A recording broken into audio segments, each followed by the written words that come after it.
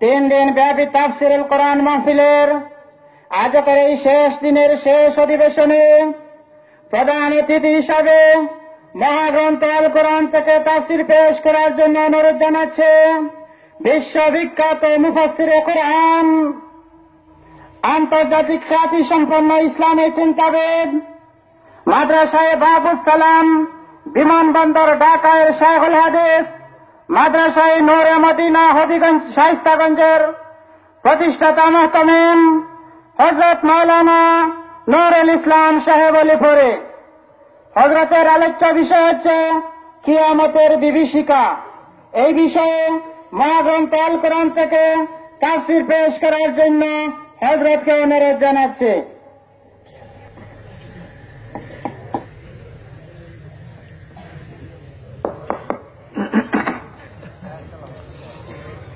আলহামদুলিল্লাহি নাহমাদুহু ওয়া নাস্তাঈনুহু ওয়া নাস্তাগফিরুহু ওয়া নু'মিনু বিহি ওয়া নাতাওয়াক্কালু আলাইহি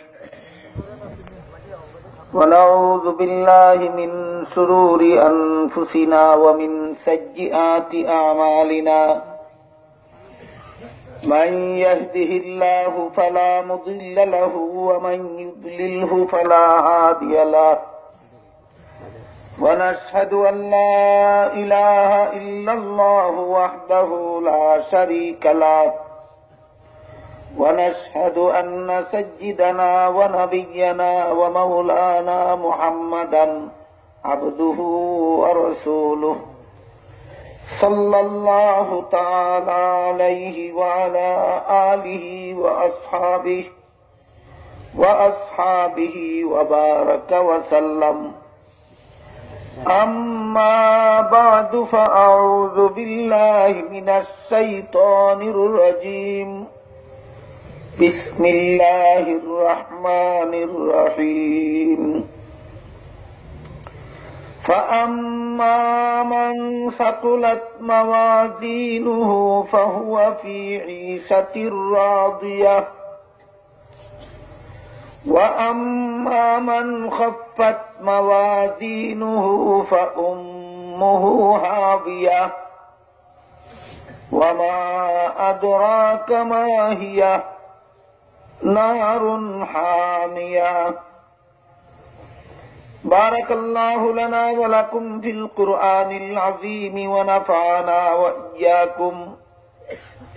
وإياكم بالآيات والذكر الحكيم. শ্রদ্ধেয় সভাপতি, হযরত উলামায়ে কেরাম, এলাকার সর্বস্তরের মুসলমান ভাইসব ও আমার পর্দানিশীন মা বোনেরা, আল্লাহ পাক রব্বুল আলামিনের পবিত্র কালাম কুরআন শরীফ এর সর্বমোট আয়াত সংখ্যা প্রায় ৬,৫০০। সামান্য কিছু কম বেশ ৬,৫০০। এই ৬,৫০০ আয়াতের মধ্যে ৫০০ আয়াতে বিধিবিধান আছে। ৬,৫০০ আয়াতের ৫০০ আয়াতে বিধিবিধান আছে, আর বাকি আয়াতগুলিতে বিধিবিধান নাই। সে আয়াতগুলিতে আছে শুধু ওয়াজ নসিহত। প্রায় ৫০০ আয়াতে বিধান আছে, আর প্রায় ৬,০০০ আয়াতে আছে নসিহত। এই ৬,০০০ আয়াতে আল্লাহ দুনিয়াবাসী মানুষের উদ্দেশ্যে ৩ পদ্ধতিতে নসিহত করেছে। একটা পদ্ধতির নাম হল তাজকির বি আলা ইল্লাহ,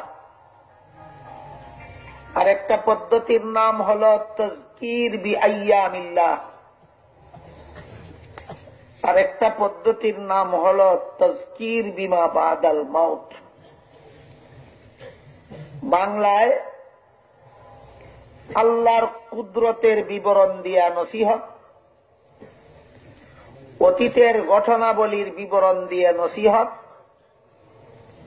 পরকালের বিবরণ দিয়ে নসিহত। বুঝে থাকলে একটু দয়া করে বলুন, পবিত্র কোরআনের প্রায় ৬,০০০ আয়াতে আল্লাহ কত পদ্ধতির নসিহত করেছেন?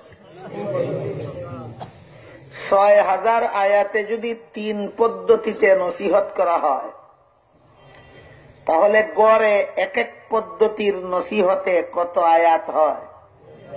২,০০০। প্রায় ২,০০০ আয়াতে আল্লাহ তার কুদরতের বিবরণ দিয়ে নসিহত করেছেন। আরো ২,০০০ আয়াতে আল্লাহ অতীতের ঘটনাবলীর বিবরণ দিয়ে নসিহত করেছেন। আরো ২,০০০ আয়াতে আল্লাহ পরকালের বিবরণ দিয়ে নসিহত করেছেন। পরকালীন বিবরণ সম্বলিত নসিহতের এই ২,০০০ আয়াত থেকে আমি মাত্র কয়েকটা আয়াত আপনাদের সামনে তিলাওয়াত করেছি।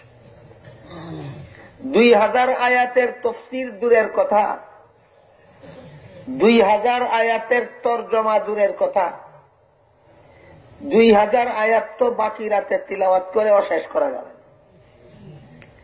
তাই পরকালের বিবরণ সম্বলিত ২,০০০ আয়াতের একটা সংক্ষিপ্ত সারমর্ম আপনাদের সামনে তুলে ধরতে চাই। তা হল, আমি আশা করি মুসলমান হিসাবে আপনারা সবাই জানেন এবং বিশ্বাস করেন যে এই জগৎটা আল্লাহ একদিন ধ্বংস করে দেবে। ইসরাফিল নামে একজন ফিরিস্তা আছেন, তার হাতে সূর নামে একটা জিনিস আছে। কোরআনের ভাষায় এটাকে সূর বলা হয়, বাংলায় বলা হয় সিংহা। এটা এমন জিনিস যাতে ফুঁক দিলে এত বিকট আওয়াজ হবে যে আওয়াজের বিকটতার কারণে সমস্ত জগৎ চুরমার হয়ে যাবে। এই সূর বা সিংহা ইসরাফিল ফিরিস্তার হাতে দেওয়া হয়েছে। তিনি হাতে নিয়ে অপেক্ষায় আছেন। যেদিন আল্লাহ হুকুম দিবেন সেই দিন ফুঁক মারবেন, সমস্ত জগৎ ধ্বংস হয়ে যাবে। কোন দিন আল্লাহ হুকুম দিবেন? হাদিস শরীফে উল্লেখ আছে, রাসূল করিম সাল্লাল্লাহু আলাইহি ওয়াসাল্লাম বলেন, যেদিন দুনিয়াতে একটা মানুষও আল্লাহকে ডাকার মতো থাকবে না, সেই দিন ইসরাফিল ফিরিস্তাকে আল্লাহ হুকুম দিবেন সিংহায় ফুঁক দেওয়ার জন্য। ফুঁকের মাধ্যমে সব ধ্বংস হয়ে যাবে, কিছুই থাকবে না।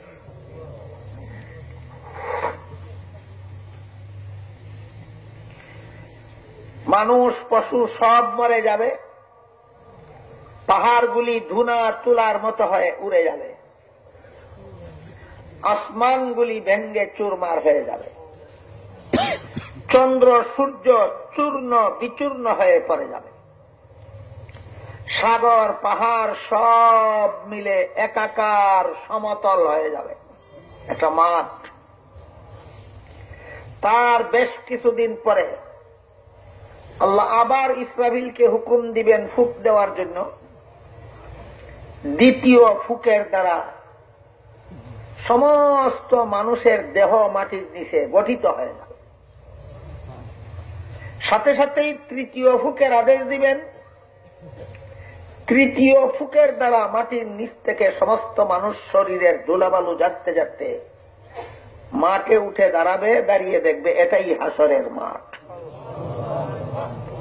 এই পৃথিবীটাই মানুষ জীবিত হয়ে ওঠার আগে আগে আল্লাহ একটা সমতল মাঠে পরিণত করে রাখবেন। মাটির নিচ থেকে মানুষগুলি জীবিত হয়ে দাঁড়িয়ে দেখবে এইটাই হাসরের মাঠ। সমস্ত মানুষ জীবিত হয়ে হাসরের মাঠে দাঁড়াবে উলঙ্গ অবস্থায়। কি অবস্থায়?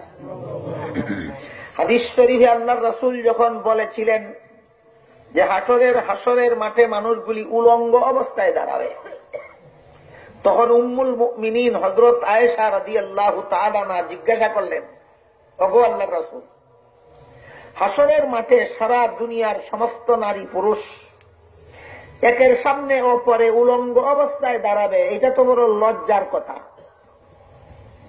রাসূল বলেন, আয়েশা, হাসরের মাঠের অবস্থাটা এত ভয়াবহ হবে, আল্লাহর আযাব গজবের ভয়ে মানুষগুলি হা করে উপর দিকে তাকিয়ে যে দাঁড়াবে, 50,000 বছরের ভিতরে এক মুহূর্তের জন্য নিচের দিকে দৃষ্টি নিক্ষেপ করার মতো সাহস পাবে না। কাজেই কে কাপড় পরা আর কে উলঙ্গ, কে নারী আর কে পুরুষ, এই দিকে লক্ষ্য করার সময় কোথায় তার? আমি আশা করি এই একটা হাদিসের মর্মের দ্বারাই আপনারা বুঝতে পারেন হাসরের মাঠের অবস্থা কত ভয়াবহ হবে। হাসরের মাঠের অবস্থাটা মামুলি হবে না ভয়ঙ্কর? এই ভয়ঙ্কর অবস্থা দেখেই কিয়ামতের বিভীষিকা বলা হয়। আরেক হাদিসে রাসূল করিম সাল্লাল্লাহু আলাইহি ওয়াসাল্লাম বলেন, সেই ভয়াবহ হাসরের মাঠে একটা আদম সন্তান নড়াচড়া করতে পারবে না, স্থানান্তরিত হতে পারবে না, ঠাই জায়গায় দাঁড়িয়ে থাকতে হবে যতক্ষণ পর্যন্ত তাকে 5টা বিষয়ে প্রশ্ন করা না হবে। বুঝে থাকলে বলুন তো, হাসরের মাঠে সমস্ত মানুষকেই কতটা বিষয়ে প্রশ্ন করা হবে? প্রথম বিষয়টা হলো তোমার দুনিয়ার জীবনটা কোন কাজে বিলীন করেছ। দ্বিতীয় প্রশ্ন হবে যৌবন কালে কি করেছ। তৃতীয় প্রশ্ন হবে দুনিয়ার জীবনে যত সম্পদ উপার্জন করেছ, হালাল উপায়ে করেছ না হারাম উপায়ে করেছ। চতুর্থ প্রশ্ন হবে উপার্জিত সম্পদ হালাল কাজে খরচ করেছ না হারাম কাজে খরচ করেছ। পঞ্চম প্রশ্ন হবে দুনিয়ার জীবনে আল্লাহর হুকুম রাসূলের তরিকা যে পরিমাণ জানতে পেরেছ, এর মধ্যে কি পরিমাণ আমল করেছ। 5টা প্রশ্ন না করা পর্যন্ত একটা মানুষকে নড়াচড়া করতে দেওয়া হবে না, ঠাই জায়গায় দাঁড়াইয়া থাকতে হবে। কতদিন? আল্লাহ নিজেই কোরআনে বলেন 50,000 বছর। 50,000 বছর সমস্ত মানুষ উলঙ্গ অবস্থায় এক জায়গায় দাঁড়িয়ে থাকতে হবে। গেল এক ব্যাপার। অপরদিকে ইসরাফিল ফিরিস্তার প্রথম সিঙ্গার ফুকের সময় আকাশের সূর্য যে চূর্ণ বিচূর্ণ হয়ে পড়ে যাবে, হাসরের মাঠে মানুষগুলি মাঠে জীবিত হয়ে দাঁড়াবার আগে আগে আল্লাহ আবার সূর্যটাকে নতুন ভাবে সৃষ্টি করবেন। হাসরের মাঠে মানুষ দাঁড়াবার আগে সূর্যকে আবার নতুন ভাবে সৃষ্টি করবে। তখনকার সূর্যের তাপ বর্তমান পৃথিবীর আকাশের সূর্যের তাপের চেয়ে 70 গুণ বেশি হবে। বর্তমান আকাশের সূর্যে যে পরিমাণ হিট আছে, যে পরিমাণ তাপ আছে, এর চেয়ে 70 গুণ বেশি বর্ধিত তাপ দিয়ে আল্লাহ হাসরের মাঠে সূর্য সৃষ্টি করে উলঙ্গ অবস্থায় দাঁড়ানো মানুষগুলির মাথার আধ হাত উপরে সূর্যকে স্থাপন করবে। এই উত্তপ্ত সূর্যের নিচে উলঙ্গ অবস্থায় হাসরের মাঠে মানুষগুলি 50,000 বছর দাঁড়িয়ে থাকতে হবে।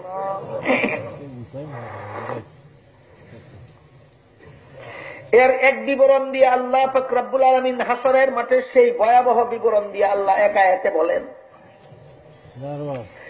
فَكَيْفَ تَتَّقُونَ إِن كَفَرْتُمْ يَوْمًا يَجْعَلُ الْوِلْدَانَ شِيبًا। এ দুনিয়ার মানুষেরা, যদি আল্লাহ বিরোধী কাজ করো দুনিয়ায়, তাহলে সেই দিন কিভাবে তুমি রক্ষা পাবে? যে দিনের ভয়াবহ পরিস্থিতি শিশুদেরকে বৃদ্ধ বানিয়ে দেবে। হাসরের মাঠের ভয়ঙ্কর অবস্থা দেখে শিশুরা বৃদ্ধ হয়ে যাবে। চিন্তা করুন কেমন ভয়ঙ্কর পরিস্থিতি দেখলে শিশু বিদ্ধ হয়ে যেতে পারে। অন্য আয়াতে আল্লাহ বলেন, ইয়া আইয়ুহান নাসু তাকু রাব্বাকুম ইন্না জালজালাতাস সাআতি শাইউন আযীম ইয়াউমা তারাউনাহা তাযহালু কুল্লু মুরদিয়াতিন আম্মা আরদাত ওয়া তাদাউ কুল্লু যাতি হামলিন হামলাহা وَتَرَى النَّاسَ سُكَارَى وَمَا هُمْ بِسُكَارَى وَلَكِنَّ عَذَابَ اللَّهِ شَدِيدٌ। আল্লাহ বলেন, হে দুনিয়ার মানুষেরা, আল্লাহর আযাব গজবকে ভয় করো। নিশ্চয়ই কিয়ামতের মহাপ্রলয় ভয়ঙ্কর। সেই ভয়ঙ্কর মহাপ্রলয়ের ভয়ঙ্কর দৃশ্য দেখলে গর্ভবতী মায়েদের গর্ভ খসে যাবে। সেই হাসরের মাঠের ভয়াবহ পরিস্থিতি দেখলে শিশুর মায়েরা দুধ পানকারী শিশুকে বলে যাবে। হে রাসূল করিম সাল্লাল্লাহু আলাইহি ওয়াসাল্লাম, সেই ভয়াবহ হাসরের মাঠে আপনি মানুষগুলিকে দেখবেন মাতাল, আসলে মাতাল নয়, ভয়াবহ পরিস্থিতির কারণে মাতালের আকার ধারণ করে। এই পর্যন্ত যে কয়েকটা আয়াতের মর্ম আপনাদেরকে শোনানো হলো, এর দ্বারা কি বুঝলেন হাসরের মাঠের অবস্থাটা সাধারণ হবে না ভয়ঙ্কর? হাসরের মাঠের অবস্থা হবে ভয়ঙ্কর। সেই ভয়াবহ কিয়ামতের দিনে মানুষের নাজাতের যে সমস্ত পথ, এই নাজাতের পথগুলির, নাজাতের ব্যবস্থাগুলির একটা ব্যবস্থা হলো আল্লাহর আরশের ছায়া। যারা আল্লাহর আরশের ছায়ার নিচে ছায়া লাভ করবে, এদেরকে সূর্যের আলো স্পর্শ করতে পারবে না। আরেকটা নাজাতের ব্যবস্থা হলো রাসূল করিম সাল্লাল্লাহু আলাইহি ওয়াসাল্লামের হাউজে কাউসার।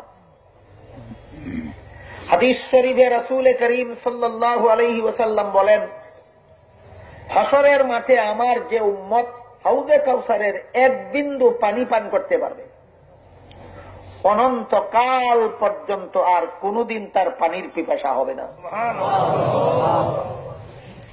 মান শারিবা লাম ইয়াজমা আবাদা, কখনো আর কোনদিন সে পিপাসা হবে না। হাসরের মাঠের সেই ভয়াবহ পরিস্থিতি থেকে নাজাত লাভের আরেকটা ব্যবস্থা হচ্ছে, যাদের আমল নামা ওজন করার সময় নেকির পাল্লা ভারী হবে, নেকির পাল্লা ভারী হবে। বিভিন্ন আয়াতে আল্লাহ বলেছেন, বিভিন্ন হাদিসে রাসূল বলেছেন, হাসরের মাঠে মানুষগুলির আমল নামা ওজন করা হবে, আমল নামা ওজন করা হবে। সেই আমল নামার ওজন, বেদিন কাফিরের আমল নামা ওজন করা হবে একবার, মুমিন মুসলমানের আমল নামা ওজন করা হবে দুইবার। বুঝে থাকতে বলুন, বেদিন কাফিরের আমল নামা ওজন হবে কতবার? একবার। মুমিন মুসলমানেরটা হবে দুইবার। তাদের একবার কেন আর মুমিন মুসলমানের দুইবার কেন? এটা বিবরণটা শুনলে আপনারা বুঝবেন। বেদিন কাফিরদের জীবনে যত নেক আমল করেছিল, সেইগুলির সওয়াব নেকির পাল্লায় উঠানো হবে।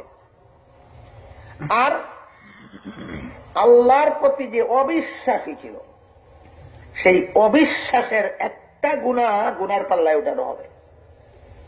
সারা জীবনের হাজার হাজার সৎ কাজের সওয়াব নেকির পাল্লায় উঠানো হবে, আর আল্লাহর বিধানে অবিশ্বাসী হওয়ার একটা গুনার পাল্লায় উঠানো হবে। সওয়াবের পাল্লায় একটা সওয়াব উঠানো হবে না সারা জীবনের সমস্ত সওয়াবের কাজ? গুনার পাল্লায় অনেকগুলি গুনাহ উঠানো হবে না, মাত্র একটা গুনাহ। কোন গুনাহটা? আল্লাহকে অবিশ্বাস করার গুনাহ। আল্লাহকে অবিশ্বাস করার গুনাহটা গুনার পাল্লায় উঠে উজান দেওয়া হবে। এই ওজনে দেখা যাবে সারা জীবন যত ভালো কাজ করেছিল সবগুলি ভালো কাজের সওয়াবের পাল্লা হালকা হয়ে গেছে, আল্লাহর বিধানকে অবিশ্বাস করার একটা গুনার পাল্লা ভারী হয়ে গেছে। তখন আল্লাহ তাকে বলবেন, তোমার কি পরিমাণ গুনাহ করেছ সেইগুলির ওজন কত, কি পরিমাণ ভালো কাজ করেছ সেইগুলির ওজন কত, এইগুলির আর যাচাই বাছাইয়ের দরকার নাই। আমার বিধানে অবিশ্বাসী হওয়ার গুনার পাল্লার ভারী হওয়ার কারণে তুমি চিরকালের জন্য জাহান্নামে প্রবেশ করো। কাজেই একমাত্র আল্লাহর প্রতি অবিশ্বাসী হওয়ার কারণে যে ব্যক্তি চিরকালের জন্য জাহান্নামে সাব্যস্ত হবে, সে নামাজ পড়লো কিনা পড়লো না, রোজা রাখলো কিনা রাখলো না, দান খয়রাত করলো কিনা করলো না, এইগুলি আর যাচাই বাছাইয়ের দরকার নাই। এই জন্য তার দ্বিতীয় দফা আর ওজনের কোনো দরকার নাই। প্রথম দফার ওজনের দ্বারাই সে চিরস্থায়ী জাহান্নামী সাব্যস্ত হয় না।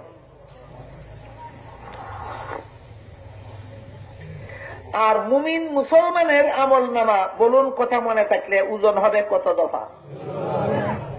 প্রথম দফা, মুমিন মুসলমানের দুনিয়ার জীবনে যত গুনাহ করেছিল, যদি কুফর এবং শিরিক না হয়, আর বাকি যত গুনাহ করেছিল সবগুলি গুনাহ গুনার পাল্লায় ওঠানো হবে। আর আল্লাহর বিধানে যে বিশ্বাসী ছিল, এই বিশ্বাসের একটা সওয়াব নেকির পাল্লায় উঠানো হবে। উঠাইয়া প্রথম দফা মুমিনের আমলনামা ওজন দেওয়া হবে। বলুন তো, বুঝে থাকলে মুমিনের আমলনামার প্রথম দফার ওজনে গুনার পাল্লায় কি উঠানো হবে? সারা জীবনের সমস্ত গুনাহ। সওয়াবের পাল্লায় কি উঠানো হবে? আল্লাহর প্রতি বিশ্বাস রাখার একটা সওয়াব। ওজন দেওয়া মাত্রই ধরা পড়ে যাবে তার সারা জীবনের সমস্ত গুনার পাল্লা হালকা হয়ে কলেমা বিশ্বাস করার সওয়াবের পাল্লা ভারী হয়ে যাবে। এর মাধ্যমেই তাকে অবগত করে দেওয়া হবে, বেদিন কাফিরদের মতো তুমি চিরস্থায়ী জাহান্নামী হবে না। বেদিন কাফিরদের মতো তুমি চিরস্থায়ী জাহান্নামী হবে না। সুদ খেয়েছিল সারা জীবন, কিন্তু বিশ্বাস করেছিল সুদ খাওয়া হারাম। ঘুষ খাইছিল সারা জীবন, কিন্তু বিশ্বাস করতো আমি হারাম করতেছি। বেপরদা চলেছিল সারা জীবন, কিন্তু বিশ্বাস করতো আমি হারাম কাজ করতেছি। সারা জীবন নামাজ কাজা করতো, কিন্তু বিশ্বাস করতো আমি অপরাধ করতেছি। যত গুনার কাজ সবগুলি করতো, কিন্তু এর কারণে নিজেকে নিজে আল্লাহর দরবারে অপরাধী মনে করত। এই বিশ্বাসটার দাম এত, এই বিশ্বাসটার সওয়াব নেকির পাল্লায় উঠাইয়া সারা জীবনের সমস্ত গুনার পাল্লায় উঠাই ওজন দিলে সমস্ত গুনার ওজন থেকে আমি আল্লাহর দরবারে অপরাধ করতেছি, আমি আল্লাহর বিধানে বিশ্বাসী, এই একটা আকীদার সওয়াবের পাল্লা ভারী হয়ে যাবে। বর্তমান সমাজে মুসলমানের অন্তর থেকে এই বিশ্বাসটাকে মুছে ফেলার জন্য বহুমুখী শয়তানি চক্রান্ত চলছে। আল্লাহর বিধানে যেন মুসলমানেরা বিশ্বাসী থাকতে না পারে, আল্লাহর ঘোষিত হারাম কাজ করে নিজেদেরকে যেন অপরাধী মনে না করে, সুদ খাইয়াও যেন নিজেকে অপরাধী মনে না করে, ঘুষ খাইয়াও যেন নিজেকে অপরাধী মনে না করে, মদ খাইয়াও যেন নিজেকে অপরাধী মনে না করে, গাঞ্জা খেয়েও যেন নিজেকে অপরাধী মনে না করে, চুরি করেও যেন নিজেকে অপরাধী মনে না করে, ডাকাতি করেও যেন নিজেকে অপরাধী মনে না করে, খুন খারাপি করেও যেন নিজেকে অপরাধী মনে না করে, সন্ত্রাস ব্যভিচার করেও যেন নিজেকে অপরাধী মনে না করে। এই জন্য আল্লাহর বিধানের প্রতি সমাজের সর্বস্তরের মানুষের অন্তরে ঘৃণা সৃষ্টি করে দেওয়ার মতো শয়তানি চক্রান্ত চলছে। আল্লাহ না করুক, যে মুসলমান নামাজ বন্দেগীও করে তার অন্তরেও যদি আল্লাহর বিধানের প্রতি এই শ্রদ্ধাবোধ না থাকে, তখনই সে মুরতাদ হইয়া যায়। কি হইয়া যায়? মুরতাদ হইয়া যায়। মুরতাদ হয়ে গেলে আল্লাহ পাক রব্বুল আলামিন বলেন, وَمَنْ يَرْتَدِدْ مِنْكُمْ عَنْ دِينِهِ فَيَمُتْ وَهُوَ كَافِرٌ فَأُولَئِكَ الدُّنْيَا وَالْآخِرَةِ। হে মুমিন মুসলমানেরা, তোমাদের মধ্য থেকে যদি কেউ মুরতাদ হইয়া যায়, মুরতাদ হইয়া যায় মানে আগে আল্লাহর বিধানে বিশ্বাসী ছিল, পরে অবিশ্বাসী হইয়া যায়, তার নাম মুরতাদ হইয়া যায়। এখন পর্যন্ত সমাজের অনেক মুসলমানে বুঝে না মুরতাদ কি। কথা বুঝতে পেরেছেন? মুরতাদ কি? আগে আল্লাহর বিধানে বিশ্বাসী ছিল, পরে অবিশ্বাসী হয়ে গেল, তার নাম মুরতাদ। মুরতাদরা খুদাদ্রোহী, মুরতাদরা খুদাদ্রোহী। রাষ্ট্রীয় আইনে কোন নাগরিক যদি রাষ্ট্রদ্রোহী হয় তাহলে তার শাস্তি হয় প্রাণদণ্ড। বলুন, রাষ্ট্রীয় আইনে কোন নাগরিক যদি রাষ্ট্রদ্রোহী হয় তার শাস্তি কি হয়? প্রাণদণ্ড। আল্লাহ এবং আল্লাহর রাসূল বলেন, কোন মুসলমান যদি আল্লাহর বিধানে অবিশ্বাসী হইয়া মুরতাদ হয়, রাসূল বলেন মান বাদদালা দীনাহু ফাকতুলুহু, তারও শাস্তি একমাত্র প্রাণদণ্ড। রাষ্ট্রদ্রোহীর শাস্তি রাষ্ট্রীয় আইনে প্রাণদণ্ড, খুদাদ্রোহী মুরতাদের শাস্তি আল্লাহর আইনে প্রাণদণ্ড। এই পর্যায়ে আমি আপনাদের শুধু একটা কথা জিজ্ঞাসা করতে চাই, রাষ্ট্রীয় আইনের মূল্য বেশি না আল্লাহর আইনের মূল্য বেশি? রাষ্ট্রদ্রোহী হইলে যদি শাস্তি প্রাণদণ্ড হইতে পারে, খুদাদ্রোহীরে যদি প্রাণদণ্ড দেওয়া না হয়, তাহলে দণ্ড দেওয়ার দায়িত্ব যাদের হাতে, এরা মুখে বলে না, কাজে কর্মে প্রমাণ করে যে আমাদের দৃষ্টিতে আল্লাহর আইনের চেয়ে রাষ্ট্রের আইনের দাম বেশি। এই জন্য আল্লাহর আইনের যারা বিদ্রোহী হয় এদেরকে ফাঁসি দেই না, সরকারি আইনের যারা বিদ্রোহী হয় এদেরকে ফাঁসি দেই। দিয়া কি প্রমাণ করে? দিয়া প্রমাণ করে যে আমার দৃষ্টিতে রাষ্ট্রীয় আইনের যেই মূল্য আল্লাহর আইনের সেই মূল্য দায়। এই কারণে খুদাদ্রোহীরে ফাঁসি দেই না, রাষ্ট্রদ্রোহীরে ফাঁসি দেই। কাজে কর্মে প্রমাণ করে আমার দৃষ্টিতে আল্লাহর চেয়ে রাষ্ট্র বড়। মুরতাদরে ফাঁসি না দিয়া কাজে কর্মে কি প্রমাণ করে? আল্লাহর চেয়ে রাষ্ট্র বড়। এই জন্য রাষ্ট্রদ্রোহীরে ফাঁসি দেয়, আল্লাহ দ্রোহীরে ফাঁসি দেয় না। কথা পরিষ্কার বুঝতে পারলেন? আল্লাহ পাক রব্বুল আলামিন বলেন, হাসরের মাঠে সমস্ত মানুষ দাঁড়ানোর পরে সমষ্টিগতভাবে আল্লাহ হাসরের মানুষকে উদ্দেশ্য করে একটা প্রশ্ন করবেন। কি প্রশ্ন? লিমানিল মুলকুল ইয়াউম, আজকের রাষ্ট্রীয় ক্ষমতা কার? হাসরের মাঠে সমস্ত মানুষকে লক্ষ্য করে আল্লাহ একটা প্রশ্ন করবেন, লিমানিল মুলকুল ইয়াউম, আজকের রাষ্ট্রীয় ক্ষমতা কার? সাহস হবে না কোন মানুষের জবাব দিবা, টু শব্দ করা সহজ হবে না, নীরব নিস্তব্ধ হয়ে থাকবে হাসরের মাঠ। তাই আল্লাহ নিজের প্রশ্নের জবাবে নিজেই বলবেন, লিল্লাহিল ওয়াহিদিল কাহ্হার, মহারাগে রাগান্বিত আল্লাহর জন্য আজকের রাষ্ট্রীয় ক্ষমতা। এই রাষ্ট্রীয় ক্ষমতার প্রশ্ন কেন হাসরের মাঠে উঠাবেন আল্লাহ? জবাবে মুফাসসিরিন কেরাম লেখেন, দুনিয়াতে কিছু মানুষ পৃথিবীর সামান্য একটা টুকরার রাষ্ট্রীয় ক্ষমতা পায়। সব মানুষ না কিছু মানুষ? দুনিয়াতে কিছু মানুষ পৃথিবীর সামান্য একটা টুকরার রাষ্ট্রীয় ক্ষমতা পায়। রাষ্ট্রীয় ক্ষমতা পাওয়ার পরে এরা নিজের আইনকে আল্লাহর আইনের চেয়ে বেশি গুরুত্বপূর্ণ মনে করে। আল্লাহর আইনের চেয়ে আমার আইনের দাম বেশি, আল্লাহর আইনের মূল্য আমার আইনের চেয়ে কম মনে করে। এই সমস্ত রাষ্ট্রপতিরা আল্লাহর দৃষ্টিতে ক্ষুধাদ্রোহী। এই ধরনের ক্ষুধাদ্রোহীদের শাস্তি কত ভয়ঙ্কর হবে সেদিকে ইঙ্গিত করার জন্য আল্লাহ হাসরের মাঠে রাষ্ট্রীয় ক্ষমতার প্রশ্ন উত্থাপন করবেন, এবং কেউ যখন কোনো জবাব দেবে না, আল্লাহ নিজেই নিজের প্রশ্নের জবাবে বলবেন, লিল্লাহিল ওয়াহিদিল কাহ্হার, মহারাগে রাগান্বিত আল্লাহর হাতে আজকের রাষ্ট্রীয় ক্ষমতা। আল্লাহর এক নাম কাহার, এর অর্থ মহারাজে রাগান্বিত। আল্লাহর আর এক নাম রহমান, এর অর্থ মহাদয়ায় দয়াবান। হাসরের মাঠে আল্লাহ লিল্লাহিল ওয়াহিদির রহমান বলবেন না, হাসরের মাঠে আল্লাহ বলবেন লিল্লাহিল ওয়াহিদিল কাহার। কেন? রহমান তো আল্লাহর নাম, এই কথাটা হাসরের মাঠে ঘোষণা করবেন না কেন? কাহার নাম ঘোষণা করবেন কেন?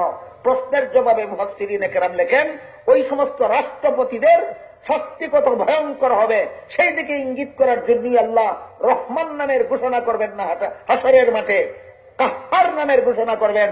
আমি আল্লাহ আজকে ওই সমস্ত রাষ্ট্রনায়কদের প্রতি মহারাগে রাগান্বিত যারা নিজের আইনকে আমি আল্লাহর আইনের চেয়ে বেশি বড় মনে করত। তাইলে হাসরের মাঠ তো এমনি ভয়ঙ্কর, সমস্ত মানুষের জন্যই হাসরের মাঠের অবস্থা হবে ভয়াবহ।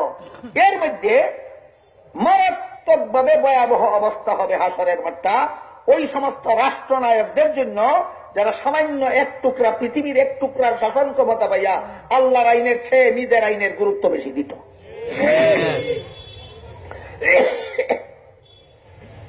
সেই হাসরের মাঠে হাদিস শরীফে রাসূল করিম সাল্লাল্লাহু আলাইহি ওয়াসাল্লাম বলেন, মুরতাদ সারা জিন্দেগি ভর যত নেক আমল করেছিল সব এই নেক আমলের একটারও কোন ওজন হবে না। সে যে মুরতাদ হয়ে গেল, খোদাদ্রোহী হয়ে গেল, এর গুনার পাল্লা ভারী হয়ে যাবে। এইরকম যত বেদিন কাফির, এদের বেদিন কাফির হওয়ার একটা মাত্র গুনার পাল্লা ভারী হয়ে যাবে, আর সারা জীবনের সমস্ত ইবাদত বন্দেগী নেকির কাজের পাল্লা হালকা হয়ে যাবে। কিন্তু মুমিন মুসলমানের বেলায় এদের সারা জীবনের গুনার পাল্লায় উঠাইয়া আল্লাহর বিধানে যে বিশ্বাসী ছিল, একটা বিশ্বাসের সওয়াব নেকির পাল্লায় উঠাইয়া ওজন দেওয়ার পরে দেখা যাবে সারা জীবনের সমস্ত গুনার চেয়ে আল্লাহর বিধানে বিশ্বাসী হওয়ার সওয়াবের পাল্লা ভারী হয়ে যাবে। এটা হল মুমিনের প্রথম দফার ওজন। এই ওজনের দ্বারা একটা কথা ফয়সালা হয়ে যাবে যে তুমি মুরতাদদের মতো চিরস্থায়ী জাহান্নামী না, তুমি বেদিন কাফিরদের মতো চিরস্থায়ী জাহান্নামী না। এটা সাব্যস্ত হবে প্রথম দফার ওজনের দ্বারা। তারপরে এদেরকে বলা হবে প্রথম দফার ওজনের দ্বারা সাব্যস্ত হলো তুমি চিরস্থায়ী জাহান্নামী না, কিন্তু তুমি নির্ধারিত মেয়াদের জন্য জাহান্নামী কিনা এটা সাব্যস্ত হবে দ্বিতীয় দফার ওজনে। এবার বুঝলেন মুমিনের আমল নামা দুই দফা ওজন হবে কেন? প্রথম দফার ওজনের দ্বারা সাব্যস্ত হবে তুমি চিরস্থায়ী জাহান্নামী না, আর দ্বিতীয় দফার ওজনে সাব্যস্ত হবে তুমি নির্ধারিত মেয়াদের জন্য জাহান্নামী কি না। দ্বিতীয় দফার ওজনে সাব্যস্ত হবে তুমি নির্ধারিত মেয়াদের জন্য জাহান্নামী কি না। এই দ্বিতীয় দফার ওজনে মুমিন মুসলমানের সারা জীবনের সমস্ত সওয়াবের পাল্লায় উঠাইয়া সারা জীবনের সমস্ত গুনার পাল্লায় উঠাইয়া মুমিনের আমল নামা দ্বিতীয় দফা ওজন করা হবে। এবার বুঝতে পেরেছেন মুমিনের আমল নামা দুইবার ওজন হবে কেন? একবার হবে ঈমানের ওজন, আরেকবার হবে আমলের ওজন। বলুন, মুমিনের প্রথম দফা হবে কিসের ওজন?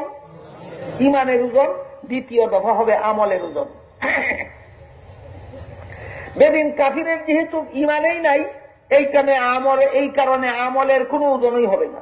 কথা বুঝলেন কিনা দেখুন, বেদিন কাফিরের যেহেতু ঈমানেই নাই, এই জন্য আমলের কোন ওজনই হবে না। মুমিন মুসলমানের যেহেতু ঈমান আছে, এই জন্য দ্বিতীয় দফায় এদের আমলের ওজনটা কিভাবে হবে?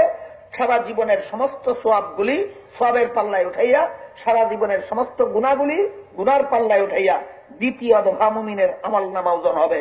দ্বিতীয় দফার ওজনে যাদের সওয়াবের পাল্লা ভারী হয়ে যাবে এরা জান্নাতি সাব্যস্ত হবে। দ্বিতীয় দফার ওজনে যে সমস্ত মুমিনের গুনার পাল্লা ভারী হবে এরা নির্ধারিত মেয়াদের জন্য জাহান্নামী সাব্যস্ত হবে। আমার কথা বুঝে থাকতে বলুন, দ্বিতীয় দফার ওজনে আপনাদের গুনার পাল্লা ভারী হলে কি চিরকালের জন্য জাহান্নামে যাবেন? যাবেন না। তাইলে দ্বিতীয় দফার ওজনে আপনাদের গুনার পাল্লা ভারী হইলে কোনো ক্ষতি নাই। কি ক্ষতি? নির্ধারিত মেয়াদের জন্য জাহান্নামে যাইতে হবে, চিরকালের জন্য জাহান্নামে যাইতে হবে না। এটা প্রথম দফার ওজনের দ্বারা পরিষ্কার হয়ে যাবে। দ্বিতীয় দফার ওজনে যদি গুনার পাল্লা ভারী হয় তাহলে নির্ধারিত মেয়াদের জন্য জাহান্নামে যাইতে হবে, সেটা সাব্যস্ত হয়ে যাবে। কাজেই আমরা যদি জাহান্নামের আগুনে ছুঁইবার আগে জান্নাতে যেতে হয়, তাহলে দ্বিতীয় দফার ওজনেও আমাদের নেকির পাল্লা ভারী হওয়া দরকার। বলুন, আমার কথা বুঝে থাকলে দ্বিতীয় দফার ওজনে নেকির পাল্লা ভারী হইলে জাহান্নামের আগুনে ছুঁইবার আগেই জান্নাতে যাবেন।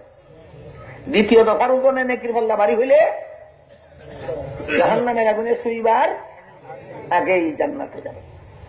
এখন বুঝার ব্যাপার হইল, কি পরিমাণ নেকি হইলে নেকির দ্বিতীয় দফার ওজনে নেকির পাল্লা ভারী হবে, আর কি পরিমাণ গুনাহ হইলে দ্বিতীয় দফার ওজনে গুনার পাল্লা ভারী হবে।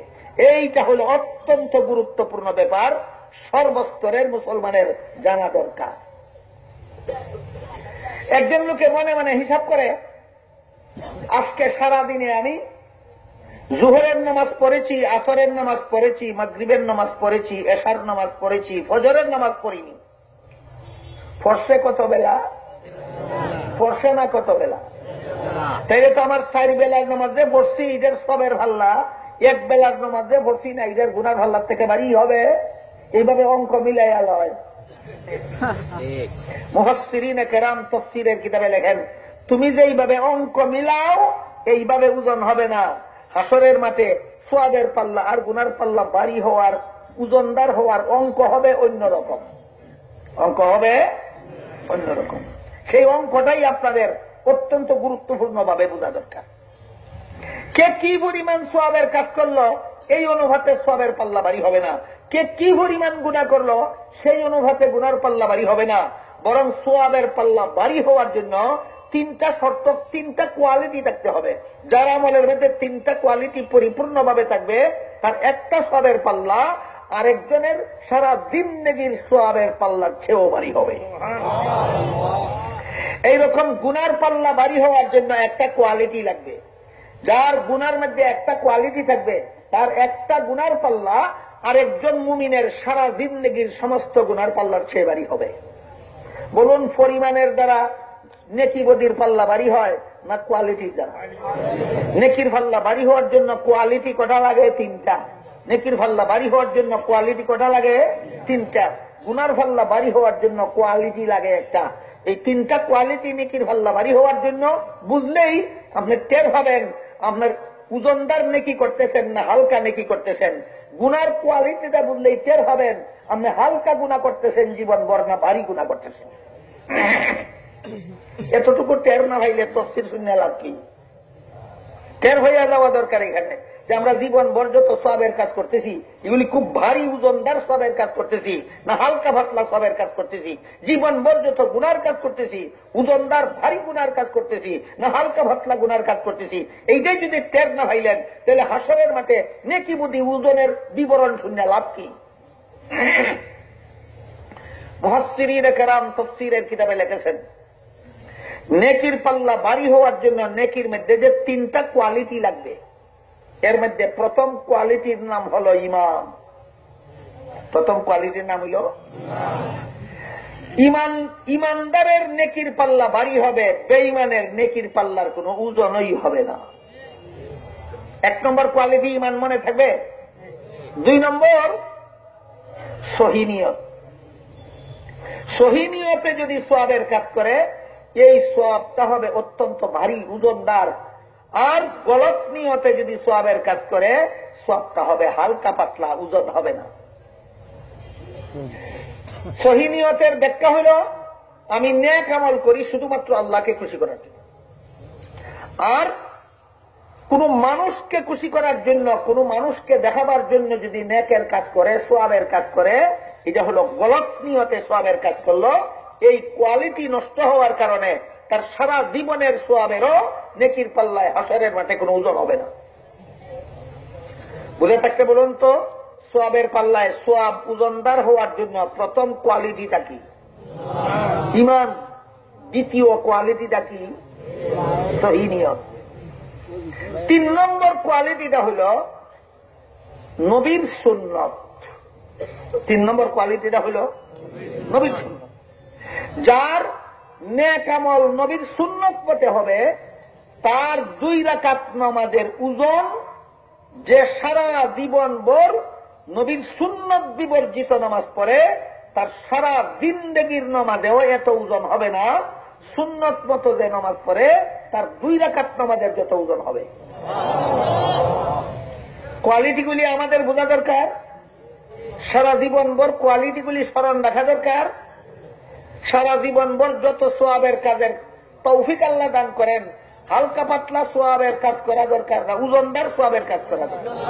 বুঝে থাকতে বলুন, ওজনদার সোয়াবের কাজ করতে হলে কোয়ালিটি কটা থাকতে হবে আমার আমলে? ইমান, সহিনিয়ত, নবীর সুন্নত। ইমান, সহিনিয়ত, নবীর সুন্নত। ইমান, সহিনিয়ত, নবীর সুন্নত।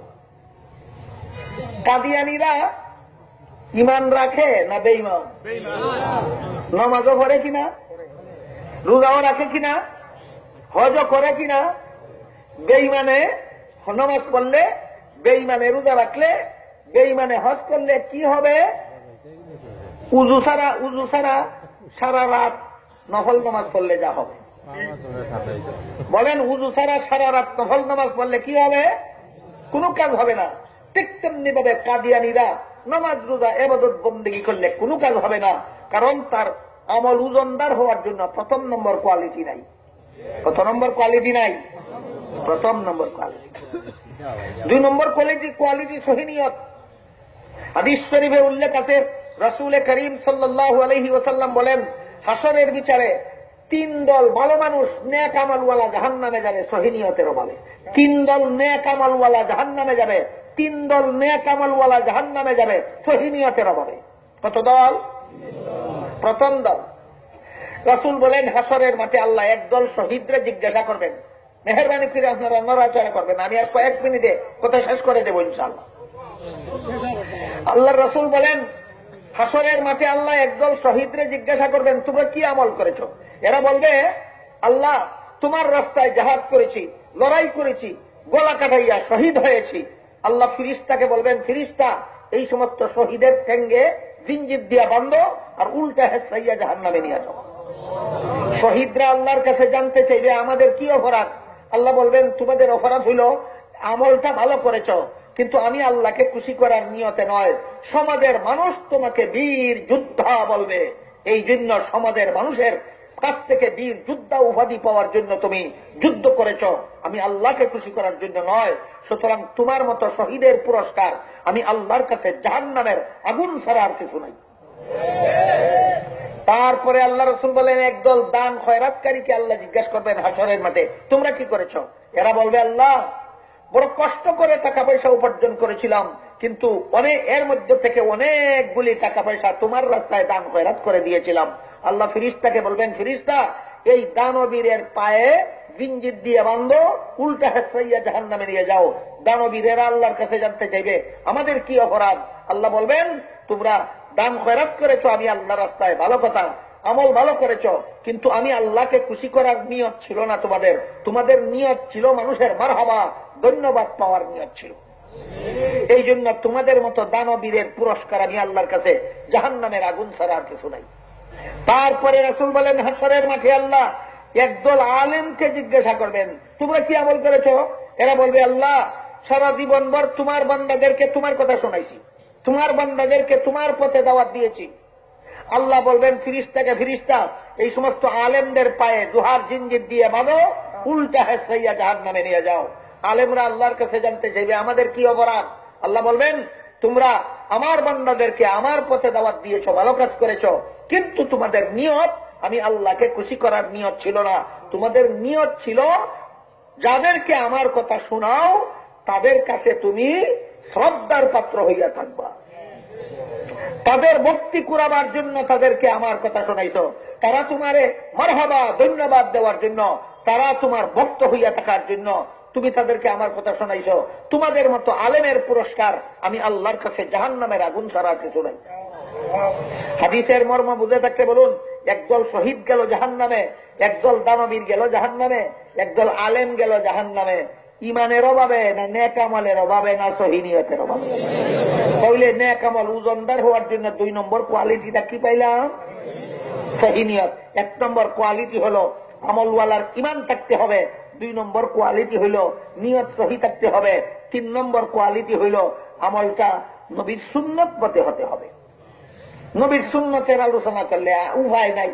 বর্তমান সমাজের নমাজি মুসলমানদের নমাজের উপায় নাই।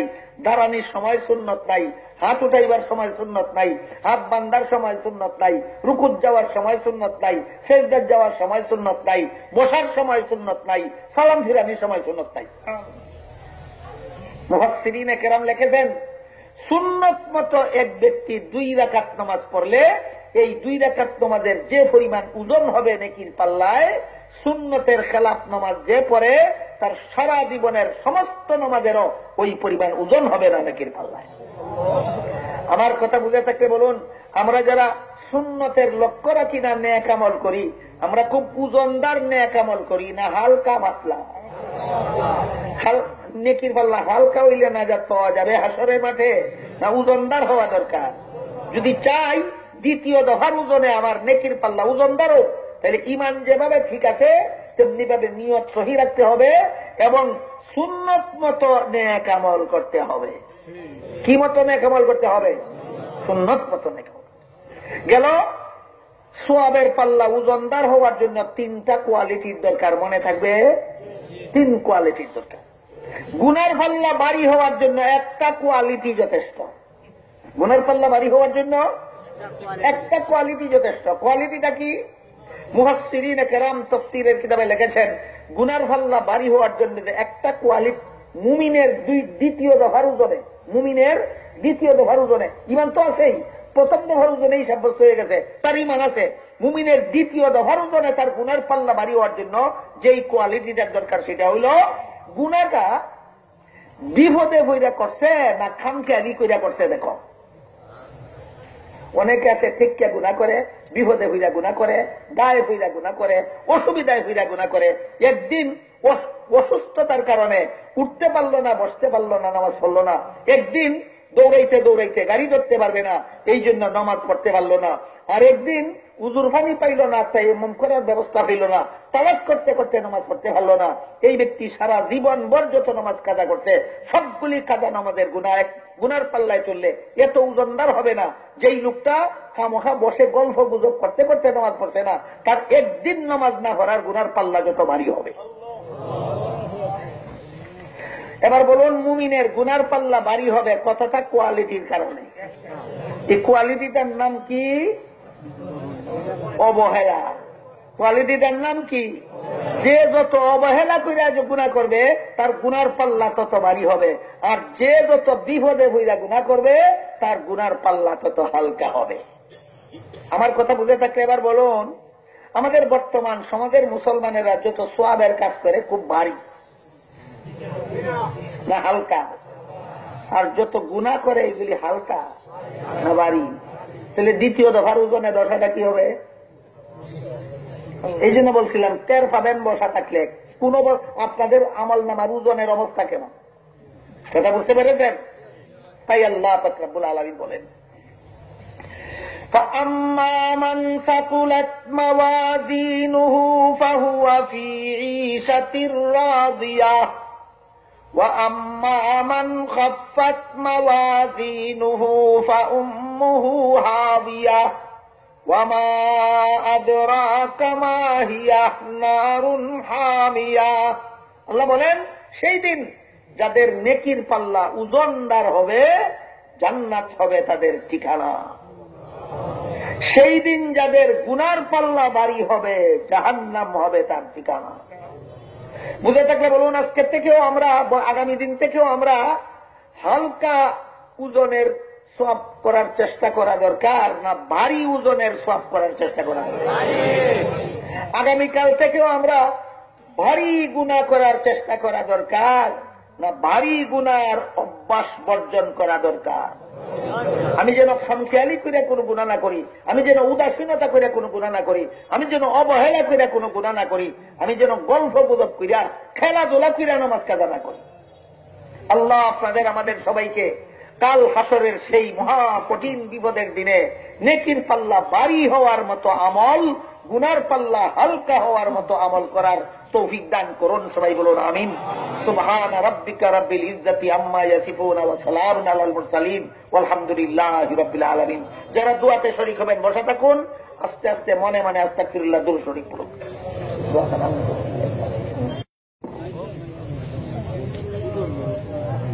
আস্তাগফিরুল্লাহ ইন্নাল্লাহ গফুরুর রহিম। আলহামদুলিল্লাহ الحمد لله الذي هدانا لهذا وما كنا لنهتدي لولا أن هدانا الله. اللهم صل على محمد وعلى آل محمد كما صليت على إبراهيم وعلى آل إبراهيم إنك حميد مجيد. اللهم بارك على محمد وعلى آل محمد كما باركت على إبراهيم وعلى آل إبراهيم إنك حميد مجيد. ربنا ظلمنا أنفسنا وإن لم تغفر لنا ربنا ظلمنا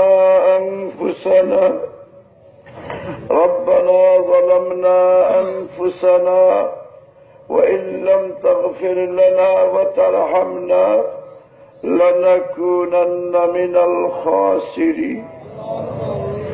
اللهم إنا نستغفرك ونتوب إليك فاغفر لنا ما سلف منا من الذنوب من صغائرها وكبائرها وظواهرها وبواطنها.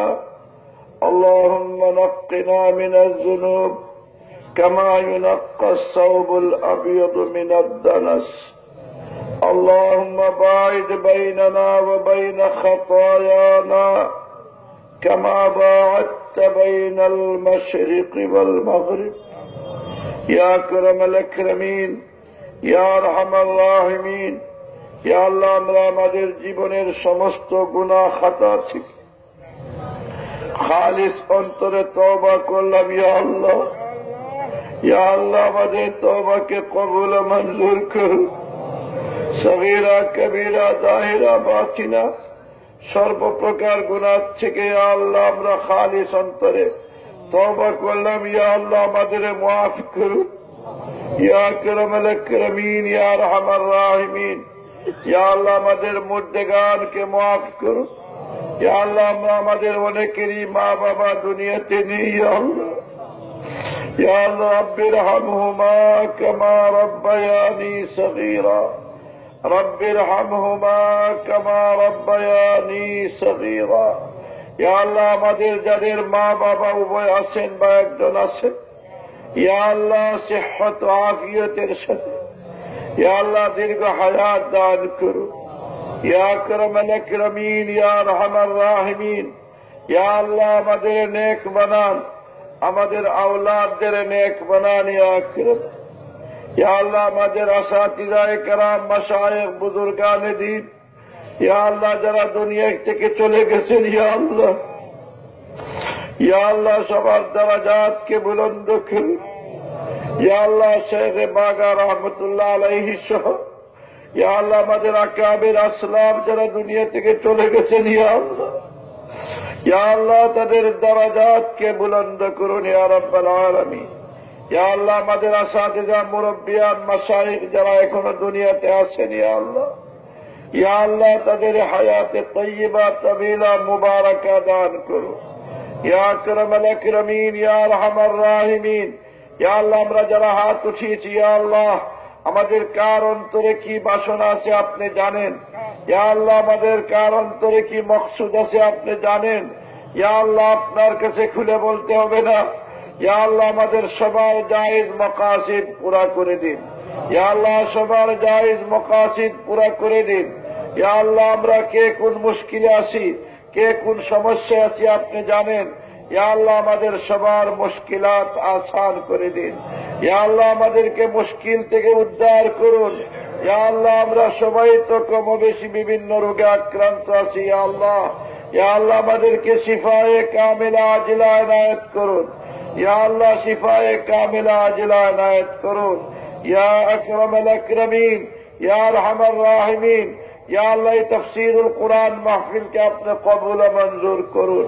ইয়া আল্লাহ যারা আয়োজন করেছেন, ইন্তজাম করেছেন, ইয়া আল্লাহ যারা আলোচনা করেছেন, আলোচনা শুনেছেন, ইয়া আল্লাহ যারা সাহায্য সহযোগিতা করেছেন, পয়সা দিয়ে হোক, অর্থ দিয়ে হোক, শ্রম দিয়ে হোক, পরামর্শ দিয়ে হোক, সময় দিয়ে হোক, যে যেভাবে সাহায্য সহযোগিতা করেছেন, ইয়া আল্লাহ সবার সাহায্য সহযোগিতাকে কবুল ও মঞ্জুর করুন। ইয়া আকরামাল আকরামিন, ইয়া আল্লাহ তাফসীরুল কুরআনের মাধ্যমে ইয়া আল্লাহ এই অঞ্চলে কোরআনের সহি শুদ্ধ তাফসীর ইয়া আল্লাহ পৌঁছে দেওয়ার আপনি ব্যবস্থা করুন। ইয়া রাব্বাল আলামিন, ইয়া আরহামার রাহিমিন, ইয়া আকরামাল আকরামিন, ইয়া আরহামার রাহিমিন, ইয়া আকরামাল আকরামিন। ইয়া আল্লাহ আমাদের এই গরিব দেশটার উপর রহম করুন। ইয়া আল্লাহ, ইয়া আল্লাহ গরিব দেশটার উপর রহম করুন। ইয়া রাব্বাল আলামিন, ইয়া আল্লাহ এই দেশের অরাজক পরিস্থিতি আপনি দূর করে দিন। ইয়া আল্লাহ, ইয়া আল্লাহ এই অরাজক পরিস্থিতি দূর করে ইয়া আল্লাহ দেশের নাগরিকদেরকে নির্বিঘ্নে নিরাপদে বসবাস করার, ইয়া আল্লাহ চলাফেরা করার ইয়া আল্লাহ আপনি সুব্যবস্থা করে দিন। ইয়া রাব্বাল আলামিন, আল্লাহুম্মা সাল্লিত আলাইনা মান ইয়ারহামুনা ওয়া লা তুসাল্লিত আলাইনা মান লা ইয়ারহামুনা। ইয়া আকরামাল আকরামিন, ইয়া আল্লাহ আমাদের এই দেশটার হেফাজত করুন। ইয়া আল্লাহ, ইয়া আল্লাহ দেশি বিদেশি ষড়যন্ত্র থেকে ইয়া আল্লাহ আমাদের এই গরিব দেশটাকে হেফাজত করুন। ইয়া আল্লাহ দেশের সার্বভৌমত্বের হেফাজত করুন। ইয়া আকরামাল আকরামিন, এই দেশের ভৌগোলিক সীমারেখার হেফাজত করুন। ইয়া রাব্বাল আলামিন, ইয়া আকরামাল আকরামিন। আল্লাহুম্মা আনসুরিল ইসলাম ওয়াল মুসলিমিন, আল্লাহুম্মা আনসুরিল ইসলাম ওয়াল মুসলিমিন, আল্লাহুম্মা আনসুরিল ইসলাম ওয়াল মুসলিমিন, আল্লাহুম্মা আনসুরিল মুস্তাদআফিন মিন উম্মতি মুহাম্মাদিন সাল্লাল্লাহু আলাইহি ওয়াসাল্লাম ফি মাশারিকিল আরদি ওয়া মাগারিবিহা। আল্লাহুম্মা আনসুরহুম নাসরান মুআজ্জারা। ইয়া আকরামাল আকরামিন, ইয়া আল্লাহ যা আলোচনা 3 দিন যাবত ইয়া আল্লাহ আলোচনা হলো, আলোচনা শুনলাম আমরা, ইয়া আল্লাহ সেই আলোচনা মোতাবেক আমাদের জীবন গড়ার তৌফিক দান করুন। ইয়া আকরামাল আকরামিন, ইয়া আরহামার রাহিমিন। ইয়া আল্লাহ এই তাফসীরুল কুরআন মাহফিলের কে উপস্থিত হওয়াকে ইয়া আল্লাহ ইন্তজাম করাকে ইয়া আল্লাহ আমাদের নাজাতের জরিয়া বানিয়ে দিন। ইয়া রাব্বাল আলামিন, রব্বানা তাকাব্বাল মিন্না ইন্নাকা আনতাস সামিউল আলিম। اللهم بلغ منا إلى روح سيدنا وحبيبنا وشفيعنا ومولانا محمد صلى الله عليه وسلم ألف ألف صلاة وتحية، وارزقنا شفاعته يوم القيامة. وصلى الله تعالى على خير خلقه محمد وآله وصحبه أجمعين. آمين برحمتك يا أرحم الراحمين.